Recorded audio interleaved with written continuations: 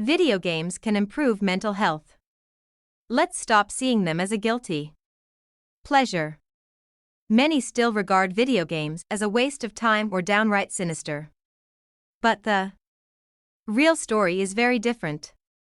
After an Oxford study this week showed that people who play more video games report greater well-being, the headlines reflected a sense of stunned incredulity.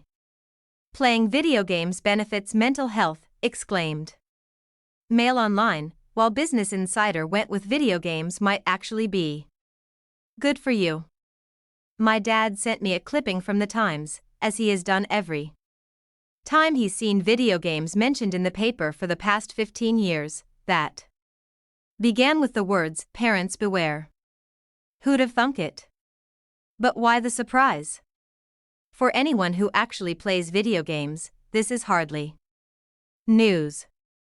Video games are fun and interesting, and doing fun, interesting things makes you happy.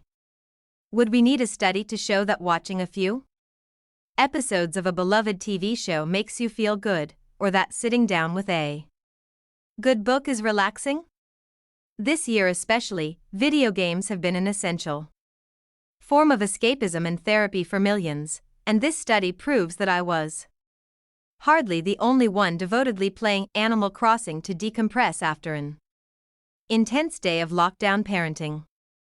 And that's not to mention the 11-year-olds whose only meaningful social contact with other kids for months was playing Roblox together.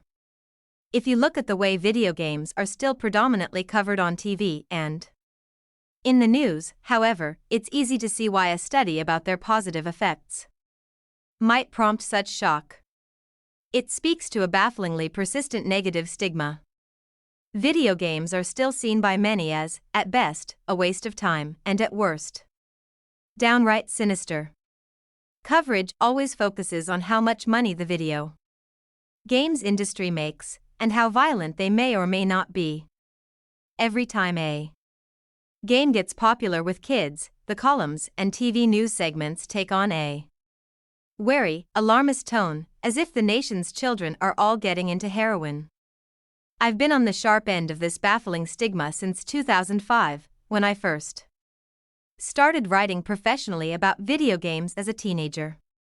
Even though I am now a grown woman with 2 children of my own, when I talk about games, some people still adopt the tolerant expression that they would if a 9-year-old was enthusiastically waving their copy of the Beano at them.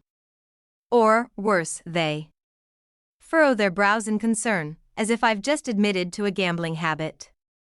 When Grand Theft Auto 5 was released in 2013, I was interrogated in a studio by an increasingly hostile and incredulous radio interviewer, first about the game's violence and then about its pointlessness. When I talk to people like you, I always think you ought to go and read a book, he eventually snapped. I told him I had a degree in comparative literature, which brought the interview to an end rather quickly. Look, I'm not saying that spending your first year at university playing World of Warcraft instead of attending lectures is a brilliant idea, or that yelling at a teenager to turn off sodding Call of Duty while their dinner slowly cools on the table isn't extremely annoying. I'm also not denying that some people do develop an unhealthy relationship with video games. The World Health Organization's recent classification of gaming disorder is hotly disputed by experts, but it is harmful to deny the lived reality of the small number of people who have experienced it. Some people also develop an unhealthy relationship with exercise or food or, in my partner's case, collecting records. Games can be a good way to delete time, but then so is endlessly rewatching Friends. According to market research firm Newzoo, there are nearly 3 billion gamers in the world. What the vast majority of them get out of their hobby is positive and life-enhancing. I cannot tell you how many people I've met who've credited games for helping them manage their depression, stress or anxiety, or just the everyday difficulties of life. When my first son was born, I spent a lot of time playing The Legend of Zelda: Breath of the Wild on my Nintendo Switch. It was a way for me to reconnect with the person I used to be, and briefly escape the endless cycle of nappies, feeds, and nerve-shredding screaming. Will people ever finally stop characterizing video games as either a guilty pleasure or an insidious force, and instead acknowledge that they are no different from film or music or TV? That there are good games and bad games, serious games and entertaining games, and that they make people happy? There are so many more interesting conversations to be had than our video games. Somehow bad for you, and gosh, look how much money this industry makes.